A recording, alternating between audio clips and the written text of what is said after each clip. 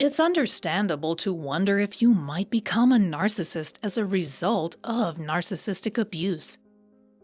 Narcissistic abuse is often very intense and designed to make you feel devalued and worthless, which seems to be the opposite of what the narcissist feels about themselves. The truth is that the situation is more complicated than it seems, because just like there are different types of narcissists, there are different types of narcissistic abuse. There are several different kinds of narcissistic abuse, and it is possible that the type of abuse can produce narcissism. Narcissism typically results from an undeveloped sense of self, but that can happen both from abusive or neglectful situations as well as from situations of excessive pampering.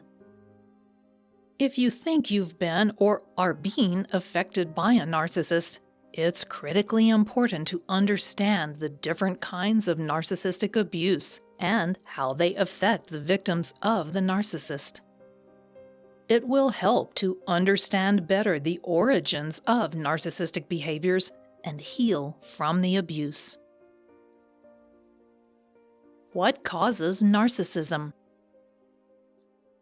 The most common cause of narcissism is a childhood environment that is characterized by some kind of extreme deviation from what we would consider ideal parenting. That can mean an environment of abuse or neglect, but it can also mean an environment in which a child was overly pampered. In most abusive or neglectful situations, the child may internalize the abuse they suffer and come to one of two possible conclusions. I don't want to be like my abuser, or I don't want to be an abuse victim ever again.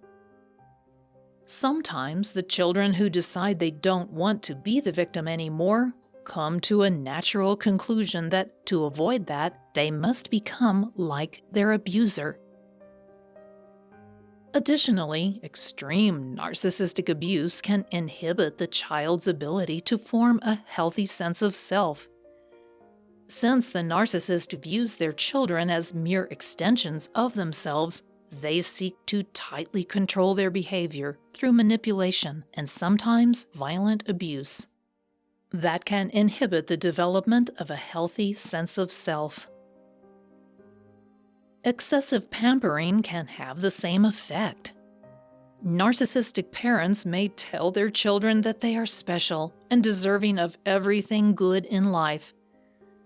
In doing so, they can create a sense of entitlement in their child, and by providing their child with a kind of preset identity, they prevent that child from developing their own ego. It is in this way that both abusive parents and narcissistic parents who overly pamper their children can cause narcissism in their offspring. There are, however, several different ways this can manifest itself in the child. The victim as a substitute for a real identity. Some children of narcissists will accept their identity as that of the victim. They were abused, and therefore anyone in their life who did not suffer the same abuse they did is expected to cater to their needs in each and every moment. With this kind of narcissistic identity, no one in the victim's life can ever be supportive enough. The victim tends to view their loved ones who were unaffected by abuse with resentment. They build up their identity around everything bad that has happened to them. They usually believe no one has suffered as much as they have, and everyone owes them for the abuse they suffered. They lean on the sympathy of loved ones for their narcissistic supply.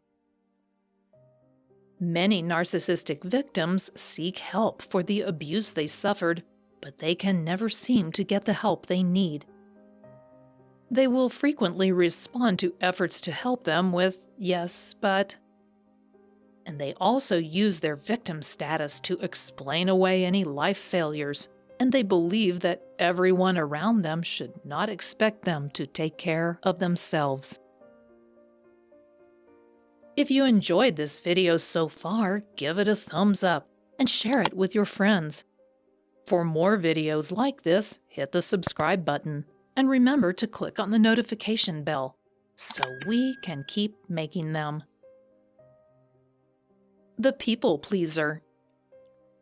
These are the vulnerable narcissists who derive their sense of identity from caretaking other people and then receiving praise and recognition for their efforts. The focus of their caretaking, however, is not in the good deeds themselves, but the praise for having done them. This is their narcissistic supply. These types of narcissists can result from having to try to constantly please a narcissistic parent. Their identity, constructed in their false self, is one of goodness, but they behave with resentment if they don't get the recognition they feel they rightly deserve and expect.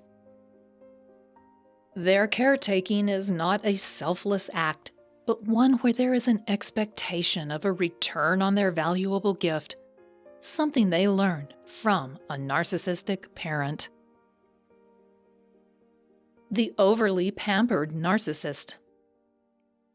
This is the narcissist whose narcissistic parent or parents told them they were special and deserving above all others. While it seems like treatment that is not abusive, the problem is that narcissistic parents are not saying to this child they see them as an autonomous individual.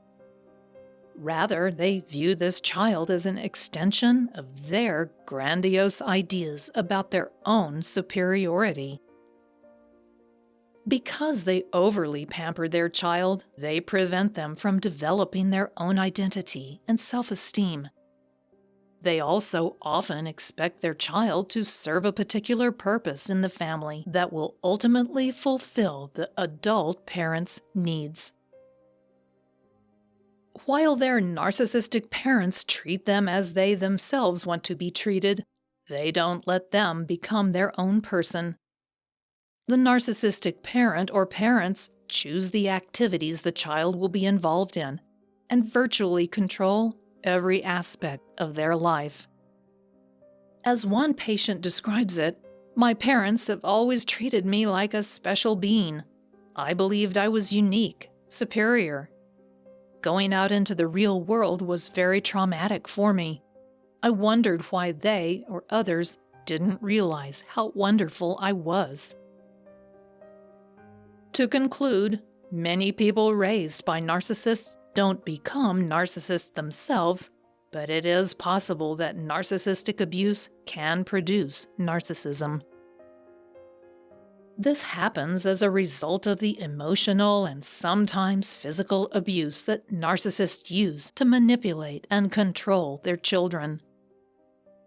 Moreover, it's unlikely that an adult who has never been abused would become a narcissist as a result of narcissistic abuse from another adult. There are many adverse and sometimes long-lasting effects from that narcissistic abuse, including low self-esteem and self-confidence, but they are unlikely to convert to narcissism, as it were. Usually, that only happens with child victims who are in the early stages of forming their identity. The effects of narcissistic abuse, however, are extremely damaging, whether or not the abuse results in narcissism. Now that you understand a little more about what causes this devastating mental disorder, you need to watch this video about Cluster B narcissism. So go and watch that video next. Thanks for watching.